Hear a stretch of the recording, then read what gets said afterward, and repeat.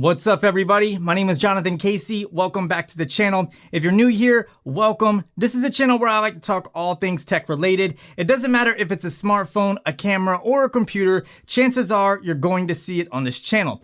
I deliver content in a unique and interesting format, and I do it every single week. If that sounds good to you, go ahead and click that subscribe button. In this video, I'm finally breaking down the Galaxy Note 10 Plus, and we're going to find out if it's a good buy in 2020. Before we do that, drop me a comment down below and let me know what phone you're currently using. I always find it interesting to see what you guys have to say, and I could use this information in a future video. That being said, let's go ahead and dive into this one.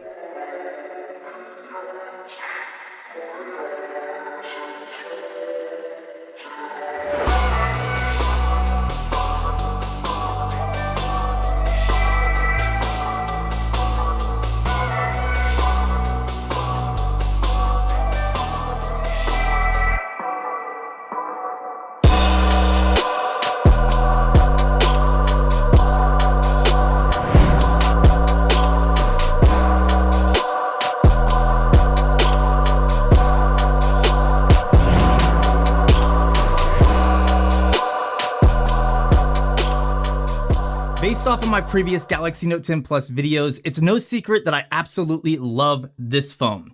I mean, everything about it just delivers an enhanced user experience. If we start with the physical aspects of the phone, the design is striking. The overall design isn't anything new per se when comparing the Note 10 Plus to the S10 Plus, but the small incremental improvements are noticeable.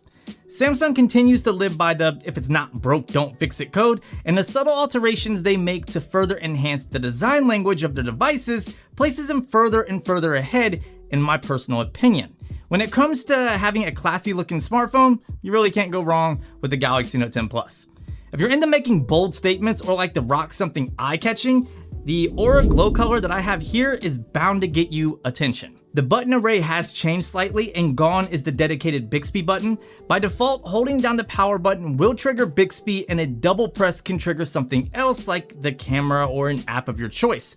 You can go in and change this within the settings in order to completely disable Bixby altogether, as well as restore the power button functionality. I did a video showcasing a few little hacks to get Google Assistant to work instead of Bixby, so if you're interested, I'll link it in a card at the top. I would have loved to see the power button on one side and the volume rocker on the other. Plus, I feel like the power button is a little bit too high for my liking, and I think lowering it a quarter to half an inch would have made a big difference. Despite the curvature of the Galaxy Note 10 Plus, it's still a boxier design, which is great for using the S Pen. If you're coming from a smaller device or even the S10 Plus, you might have to adjust your grip or get a pop socket for one-handed use, but it's totally doable. I've been using the Galaxy Note 10 Plus since the day it was announced, and it's held up really well. This, of course, is because I'm using a screen protector on my phone, and up until recently, I've been using a ColorWear skin. I did remove it for the purpose of this video, plus I have a few new ones coming in, but all in all, it's definitely helped prevent any scratches or micro scratches. If you're wondering what screen protector I'm using, I'll link it in the description down below. Every time I come back to the Galaxy Note 10 Plus, I always get blown away by how incredible the display is. Even after using the iPhone 11 Pro Max for months now, the Galaxy Note 10 Plus just blows me away. In fact, based off of testing from DisplayMate and WCCF Tech, the Note 10 Plus beats out the iPhone 11 Pro when it comes to color intensity, contrast, screen reflections, viewing angles, and power efficiency. The iPhone 11 Pro surprisingly has a brighter display and, of course, more accurate whites and colors. That being said, the screen to body ratio in the Galaxy Note 10 Plus is amazing since it's over 90% being practically all display on the front. At first, the camera cutout was a little awkward, but like anything else in life, after seeing it over and over and over again, you get used to it rather quickly. Honestly, if you have anything bad to say about the Galaxy Note 10 Plus's display, you're just crazy. Man, the Galaxy Note 10 Plus has an incredible display. Like, if someone doesn't like this display, they're absolutely crazy. I mean, what do you think? Whoa now, bro. I mean, I wouldn't say it's that good. It doesn't even have a 90 Hz display, so yeah, I swear to God right now, I will beat the fro-nose photo off you and show you 90 Hz. The Note 10 Plus was recently updated to One UI 2.0, which honestly changed the experience of the phone for the better. One UI was already great, but 2.0 just fine-tuned everything and made some changes in areas that really improved the overall experience. For example, the animations are something I noticed right away. They're much more fluid and almost Apple-like, making transitions and swipes easy on the eyes, plus the phone just feels overall faster. I did a video going over some tips and tricks for One UI 2.0, which you can find at the card at the top. Overall, there really isn't anything to complain about with the software on the Note 10 Plus. Not only has it gotten better with One UI 2.0, but prior to that specific update, Samsung did a fantastic job at pushing out monthly security patches. With these patches came further enhancements, plus additional features, and it's really nice to see the support Samsung is giving their flagship phones. In fact, the unlocked Galaxy Note 10 Plus received security patches faster than some Pixel owners, which is a pretty big feat. Samsung devices used to be plagued by slowdowns and lag over time, but ever since the introduction of the Samsung Experience Launcher, which later became known as One UI, this really isn't an issue. Thanks to better software optimization, RAM management, features like device care, and of course the high-end specs, needless to say, my Galaxy Note 10 Plus is running just as good now as it did day one. The model I've been using has 12 gigabytes of RAM and of course is equipped with the Snapdragon 855. I've shown off the capabilities of this phone in previous videos, such as its ability to edit 4K 60 frames per second video using the built-in video editor.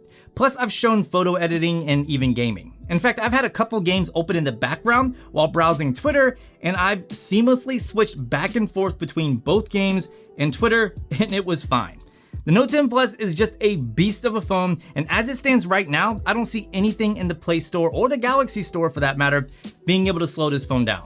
To go along with all of that power, the 4300 mAh battery easily gets me through a full day and then some.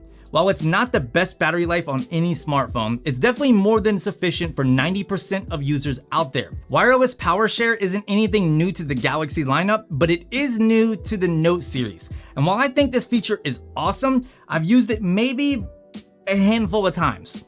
Don't get me wrong, the concept is sweet. I'm sure as battery sizes get bigger and phones become more efficient, this will get better. Right now, I just feel that I'm sacrificing the battery life of something important for something that might be less important, like my Galaxy Buds.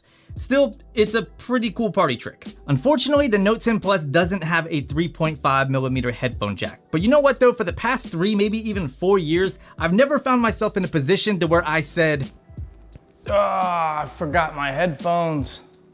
What? God, I hate you.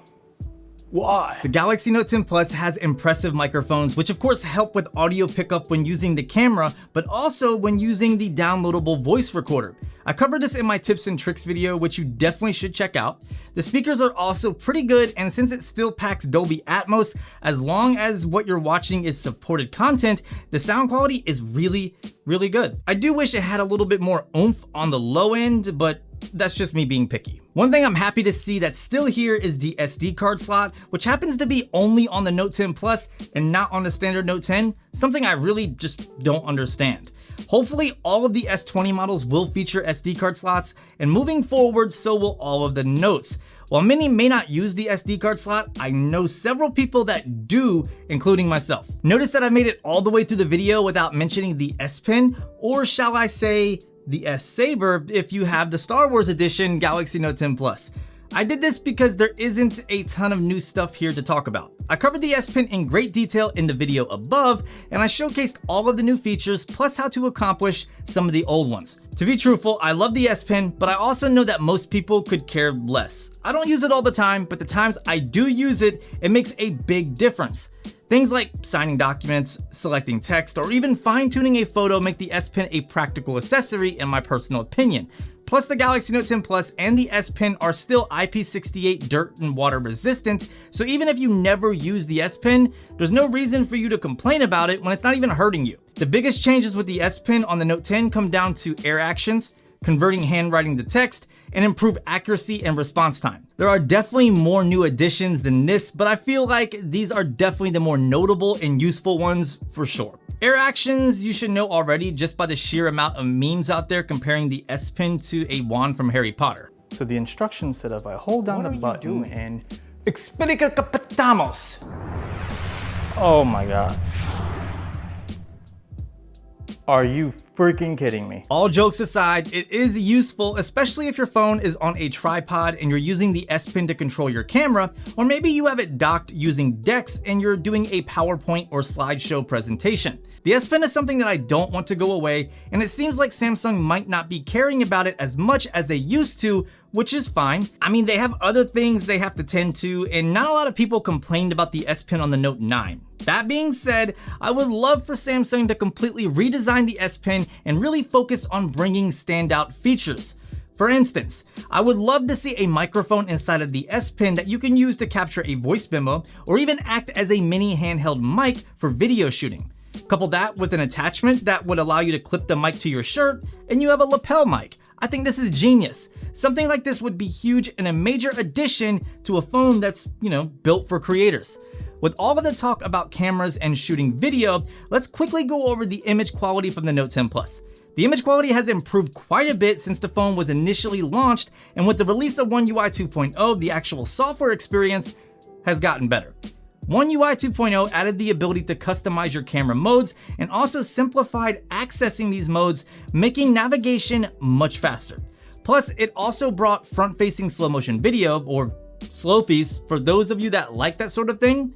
When it comes to the standard camera on the back, it produces really nice images, and of course it takes great video up to 4K at 60 frames per second. You also get HDR video, HEVC and HEIF formats, super steady video, and a lot of other settings to tinker with.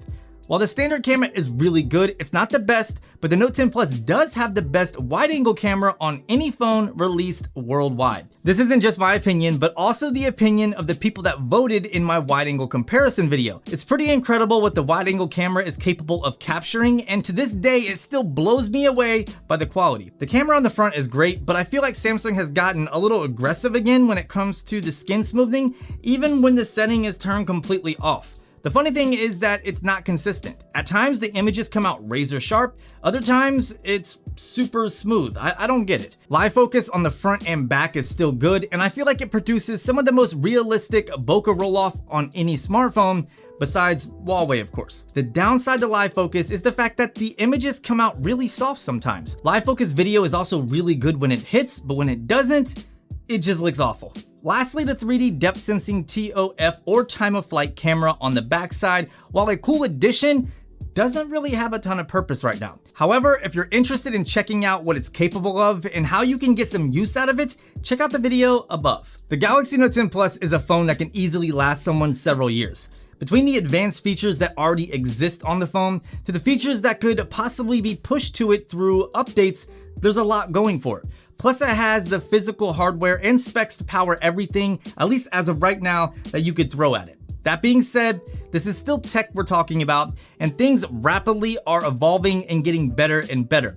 If you get caught in this search for the latest and greatest, it doesn't matter what you buy right now, you're never gonna have time to enjoy it since you're gonna be on the search for something new and better the next day. The Note 10 Plus is a great phone now, and it's gonna be a year from now, but it's up to you to actually stick with it and not get sucked into the mindset of thinking you need something better if what you have is already working perfectly fine. Well, that's gonna do it for me. If you enjoyed this video, consider giving it a thumbs up, subscribe for more videos just like this, and I will see you amazing people in the next one.